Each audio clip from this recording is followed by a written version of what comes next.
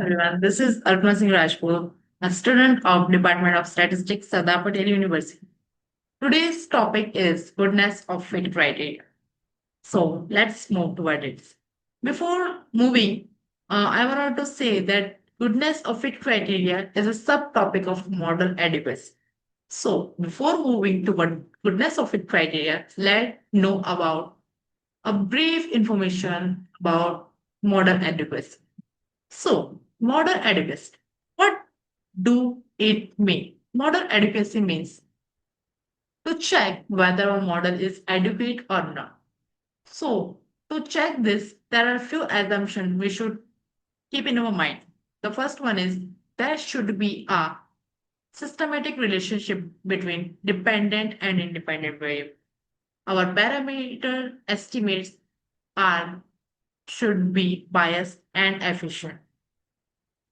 There should be a linearity, independence, homoscedasticity, and normality of error in classical linear regression. And we should also know that an adequate model should demonstrate a predictive performance both within sample and on a new observation. That means out of. So we see this circular pattern is moving. First one is specification. Second, we have to check the estimation. Third, my topic, goodness of it check. And next, the forecasting. So let's move to the first factor of goodness of it criteria, that is R square. So what does R square do? So R square measures the proportion of total variations in the dependent variable that is explained by the independent variables including in regression model. So what does R square do? It explains the variation happens in dependent variable by the independent variable. So here we can see the formula of R square, that is sum of square of regression by total sum of square. Okay. So here if we substitute, then we'll get this form as we have learned. So R square, so the range of the R square is 0 to 1, which means if we have the R square closely to 1, then our uh, Y is explained in a better way by our axis. If we have a small R square, then our X means regressors have explained a little bit to Y. So higher the R square, better the model. Lower the R square, no, it's not bad. So R square, we have to practice that our R square should be close to 1 rather than 0. So uh, now we will see the relationship of R square with correlation, ANOVA, testing of hypothesis, and many more. So the first is connection with correlation. So as we know that there is a connection of correlation and R square, that is R square equal to coefficient correlation R square. Okay. Suppose if we have a correlation coefficient 0.8, it means our R square will be 0.64. So what does it indicate? It indicates that 64% of total variation in the dependent variable is explained by the linear relationship with the independent variable. So uh, here R have a positive sign, which means there is a positive linear association between the variables. If our correlation coefficient have a negative sign, it means there is a negative association between the variables. Yeah. So this we have talked about correlation. Now let's move towards the ANOVA. So this is the ANOVA table as we can see. Sum of square of regression, then error, then total. Okay, so and our R square formula is sum of square due to regression by total sum of square. So this formula is derived from the ANOVA table. So this is the relation. Now next we move to R square and F statistics. So what is F statistics? F statistic is explained variation per predictor upon unexplained variation per observation. Equivalently, we can write SSR by K by degree of freedom and SSE by their degree of freedom. So as we can see, similarly, we can put the R square value in F statistic, and here we can get the F formula. So what does this formula represent? This is the formulation. Now, what is the logic behind it?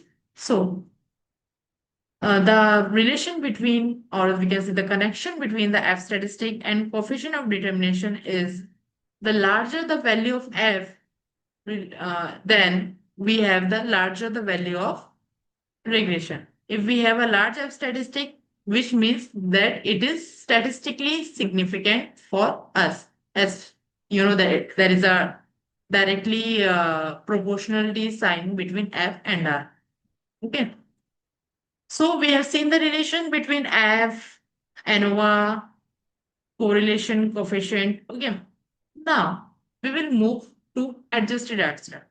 But before moving to that, don't you think that why we need adjusted R square? There must be something, na? So there is a trap of game.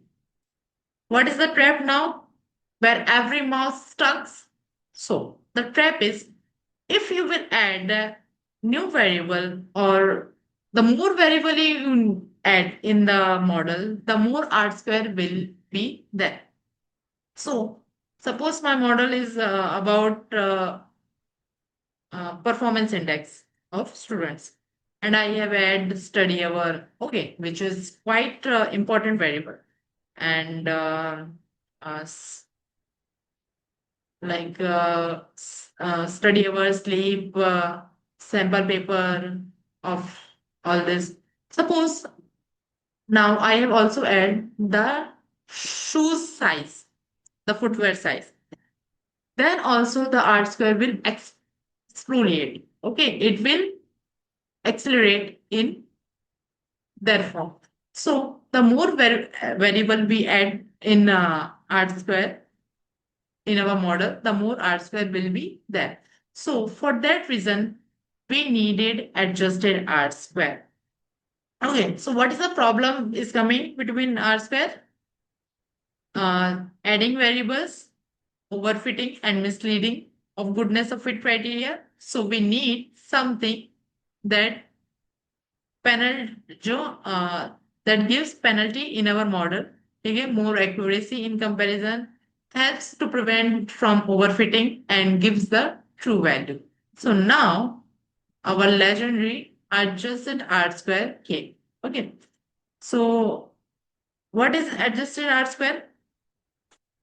So it provides a measure of model adequacy in multiple regression because it counts for the number of predictor and reduce bias inherent in the ordinary R square. So adjusted R square basically reduce the biasness that came from the useless variable. So here we can see this is the penalty we can see in adjusted R square. So uh, R adjusted R square is the modified version of R square. Okay. But unlike the R square always increase when additional variable include, the adjusted R square increases only if the variable is contributing really. Okay. It does not just scoop up. So, uh, so for example, here is the example I'm going to explain about. So, for example, mm, predicting exam score, as I stated before, I have added study hours, sleep, IQ, okay, which are great predictor. But now also I added shoes of size, favorite color, number of siblings, and some random stuff. So with this, R square will increase definitely because we are adding new variables. But Adjacent R square will ask, did this variable truly explain the meaningful variation? If yes, then okay, well. But if no, then it punishes the model with the penalties. Now we can see the from next model. Suppose if we have to predict a BP, blood pressure. So the first predictor is age. Age is required. Okay, yes. So our R square is also good and adjusted R square.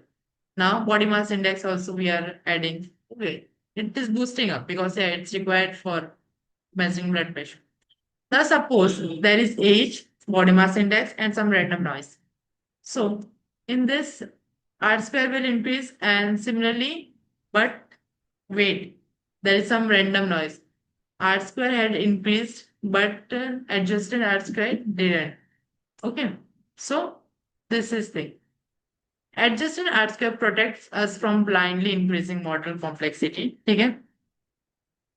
Okay, so R square is better version of adjusted R square. So in adjusted R square, there is also a relationship between ANOVA, and we can see in our further with F test. Okay, so let's see. Uh, so adjusted R square also came from ANOVA. Uh, Total sum of square is regression sum of square and sum of square due to error. R square we can define like this. And in ANOVA, we can see that total degree of freedom is n minus 1, regression is of k, and error is of n minus k minus 1. So if we will look at the formula of mean square error, then this is the formula. And total mean square error, then this is their formula. And what is adjusted R square? 1 minus MSE upon MST. What is the formula of MSE? This and total of sum of square by n minus 1. So using this identity, we can using the this identity of R square, we can replace it and we can see here. So adjusted R square is essentially modified version of R square. We can see R square is here. So it's a better version of R square. Okay. Now we will look to the partial F test. So suppose this is the reduced model. Okay, so this is the full model. All the parameters are there, more predictors are there, and here are few predictors, as we can see. So null hypothesis means that the predictor does not improve the model. Okay, the new predictor which we make it here like beta 2 and beta 3, meaning that the new predictor does not improve the model. So if we reject H naught, the new variable improves the model, it contributes additionally power. So the meaning here is said that if partial f is greater than 1, then the adjusted R square increase, and if the partial will f will less than 1, then the adjusted R square is decrease. Okay. We also have the formula that f equal to t square, which is also very important. Okay. So there are three things. First is overall F test, which means that the does model explain anything. The second one is partial F. Does new variable improves the model, and adjusted R square is just about justifying the penalties. So we have seen that adjusted R square is good, R square is good. Now, still we needed the third factor, that is about AIs. So, why we need AIs? Because R square and adjusted R square are doing great job, but within the sample. Okay. What if we have to do work from out of the sample? So here our AIC came into the picture. Okay. So what our adjusted R square is lagging behind, and what AIC is giving good fruitful results. Let's see about it. There is a risk of overfitting. Okay. Uh, maybe have a biasness in this. Okay, so these are the reasons. But why we AIC came into the picture? Because AIC balance the complexity. Okay. Stronger penalty on parameter. It is implementing stronger penalty. Okay. Giving a better result into a new data if we are taking out of the sample, and it is minimizing the information loss from the data. So that's why AIC came into the picture. What is the full form AIC? Echoic Information Criteria. This is the formula of AIC, where K is the number of regression, which is also including intercept, and N is the number of observation. Okay. So in AIC, we can see that there is a natural law. Okay. That is and 2k by n. This is the penalty factor we use, and in some textbook or in packages, uh, AIC is defined in log form also. So don't need to take the log form again. Okay. As you can see the formula, AIC imposes harsher penalty than adjacent R square. Okay, if you are adding more variable, then more penalty will be implementing on that model. So, if we want to compare it two or more models, then we will see that in which model there is the lowest AIC. Okay, because the lower be the AIC, the most preferable the model will be. Okay. So one advantage of AIC is that it is useful not only for in sample but also for out sample. Okay. So it is also good for forecasting areas. Also, it is useful for nested and non-nested models. It is used to determine the lag length, which is used in, I think, time series models and all that. Yeah. So let's take the example of AIC. Suppose I have taken three models, above example only. We will see that which model is the best model. Yeah. See, first is only one predictor. See, and this is the most important thing. The less be the predictor, and it is explaining the mostly model, whole model, then it will be good for us. Okay, then we don't want to go for the more predictors. Okay, if one variable is explaining that, it is good enough. We have to take that model. So, first model is age. AIC game 246. Okay. And delta AIC means AIC by minimum AIC. What is the minimum AIC in this? 228. Okay. So, delta AIC is coming 18, which is poor. Now, second model, age plus BMI 228. Delta AIC is 0. Best model. Now, in this also, we also get model 3, we also get 228.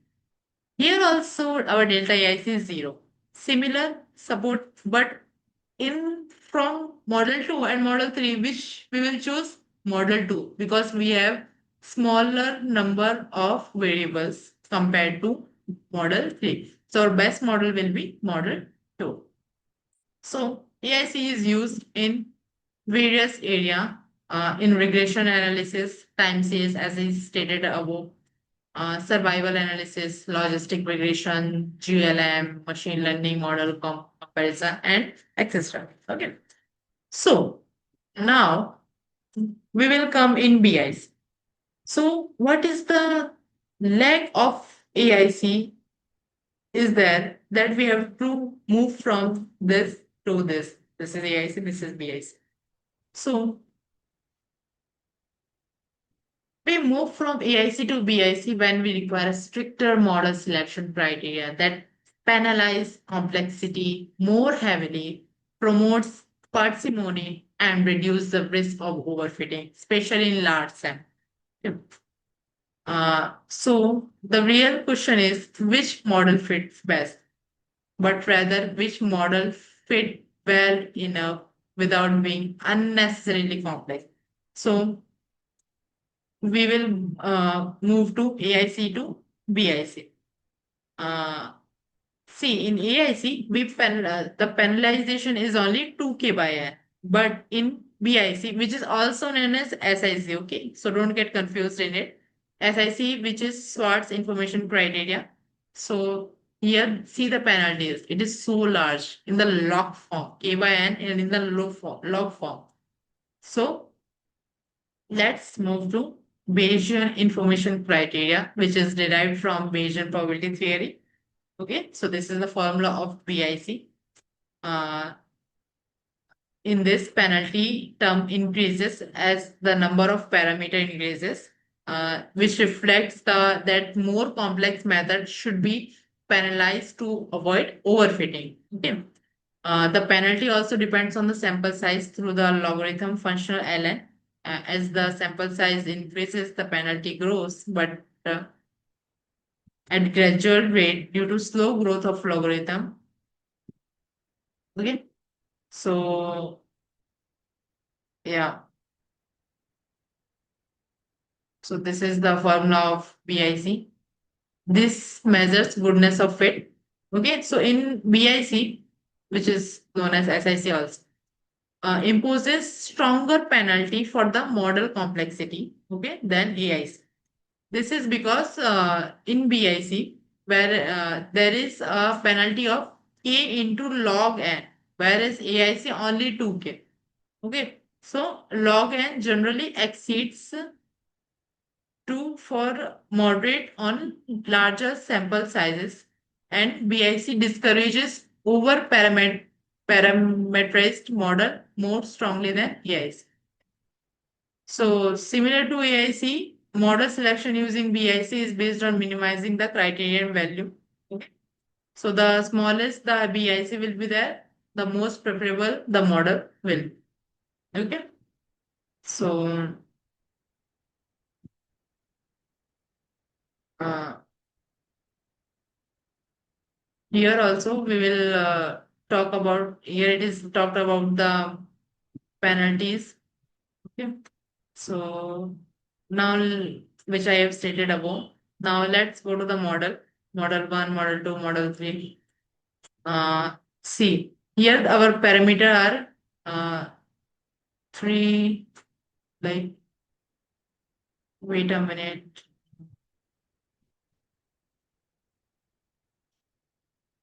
Here our parameters are three. In model 2 came one added 4, model 3 5. In AIC, our AIC came to 46 to 28 to 28 above, just like above.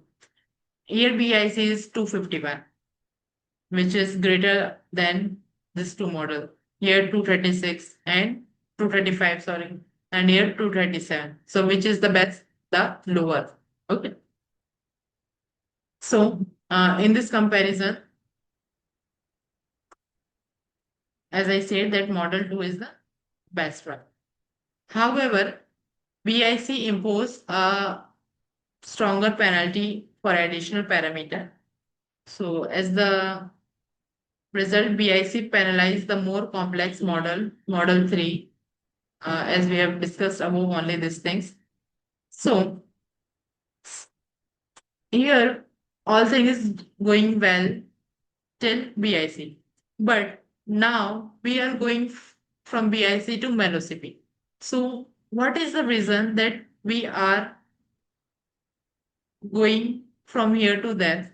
So we'll uh, take a note from this poster. See, in BIC, um, in the MALLOW, there is a minimized error in prediction. Of course, we have to see the data and all that things, but it should also use for the predicting purpose now. So this is the plus point in MALLOW. Okay. Uh, Fixed penalty, adding predictors, uh, use machine learning and forecasting. It is used mostly MALLOW. It is also giving a good thing, but to reduce the complexity, we are moving towards MALLOW. So in MALLOW, is also a model selection criteria, which is used in multiple linear regression. Okay. So this is the formula of MALLOW. In MALLOW, I will explain about how we used to set up the whole model. So here RSSP is the sum of square for a candidate model containing P parameter. Sigma square is the unbiased estimate of error variance and is the sample size. So first what we are doing in MLSP. Suppose we have a full regression model with K regression, okay, in which our intercept is also included. And we have an observation. Yeah. Let sigma square be a true error variance and sigma cap square is the unbiased estimator. Okay. Now we have to take the subset of the full model. Suppose instead of using all K regression, let's choose only P regression, which is smaller than K. Okay. Uh, from this subset, we obtain RSSP, that is residual sum of square using P regression. Now, and from that, we will see that in in which the CP value is equally coming to P value. Okay. As I have given below that which model we will prefer the best, the one model whose CP value, mallow CP value is equal to P parameter. Yeah. See here it is given. This is the formula which we have seen above, and this is the simplest version of that. So if the subset model, as we have taken P variables, the whole variable is K, and from that we have taken P variable. The best model will be if the CP variable is equal to the P variable. Okay. Uh, we can see the derivation. Sigma square, as we have seen that it is unbiased, we will put the value of sigma cap square, which is equal to sigma square. And yeah, this is the expectation. We are taking this formula from above and we can see it. Now, we have various model, okay? So which model we will select? This A or B. So we'll select model A because it is closer to the line CP equal to 3. Okay? So this is the interpretation. The more closer the value, the more closer the model will be from the line of CP, the more preferable will be that model. So here now again we are moving from mallow CP to forecast chi-square. So why we are moving from forecast chi-square? Because in mallow CP we have the overfitting risk again. Okay, there will be model complexity model complexity and training set means we are training, but what if it is not giving a right result? So in forecast chi-square we have a good level of uh, predictive validity. Okay, there is a stability and there is out of sample validation to a new data. So we are going to move now forecast chi-square. Okay, so it evaluates the predictive performance of a regression model in the post sample period. Okay, it it assesses that whether the model generates forecast error that are consistent with the estimated error variance obtained from the estimated sample. Okay, or in simple word, we can see that we estimate a model using sample data first, and then we are testing how well it will forecast. Okay. So we are dividing it up in two groups. First, we will train it and then we'll test it and we'll check whether it is good or not. Okay. So what is the idea behind the test? We'll fit the model on first hand, keep the last T observation aside, forecast those T observation and measure forecast errors. Okay. So this is the formula of chi-square. Mu I will is the forecast errors which we are going to see. Okay. So if the regression parameter remains stable between sample period and the post sample period, and if the model is correctly specified, then it will follow the chi-square distribution with T parameter. So what is the hypothesis we are taking here? Uh, what is the null hypothesis? That model parameters have not changed. Means model forecast correctly. And in alternative, that model forecasting performance is poor. So if calculated chi-square is greater than critical, means we will reject and will get that model is not stable for forecasting. So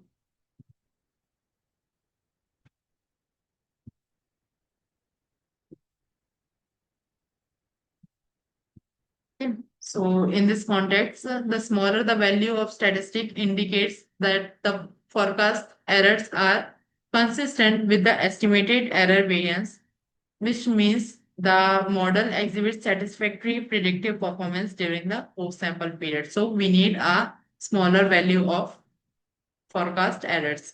Okay. Here you will be in the confusion that why we have divided it by sigma cap square. So we'll let let me know you here that because while dividing this, we'll standardize the forecast errors, and if it is under normality assumption, it will be following chi-square 1, and if we have t terms, then it will follow chi-square t.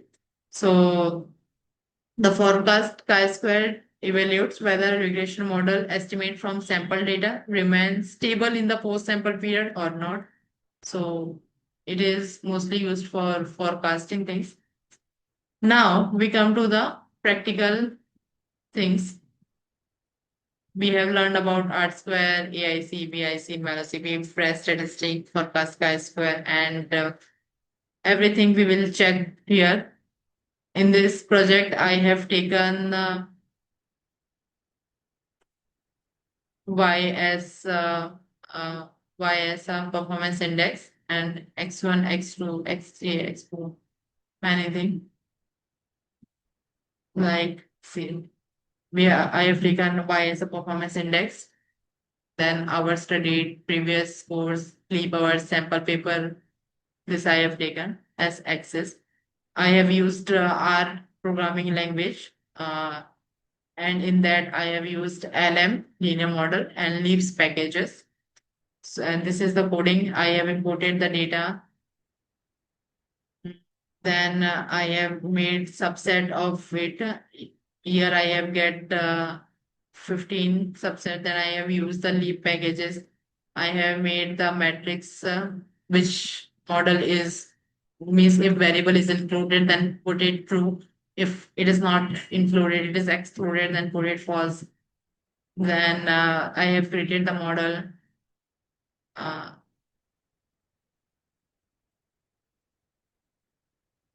all this thing. Then I have fitted with LM, and I have found R square, adjusted R square, AIC, BIC. Then for forecast chi-square, I found praise. Okay, and then I have binded all this thing, and from that I had got 15 possible regression model. Okay, and in we will choose the R square. We will choose the model whose R square will be the greater from all. Adjust R square will be greater. MALLOW is the smaller. AIC is smaller, and forecast chi-square will be smaller. So this last model, first I have checked with only one X, uh, which is previous score. So this is what the result is coming out. Then I have made all these things. Then from our studied sleep hour, sample paper question. Then I have added two variables and three, four. And by this, I have found that my this model in which I have added our study previous course, sleep hours, and sample question paper has the highest R square, highest adjusted R square, lowest mallow CP, lowest AIC, and lowest BIC. So I have chosen uh, my 15th model, which is the grid risk. So this is all about my seminar. Thank you for cooperating with me and have a great time. Thank you. Thank you so much.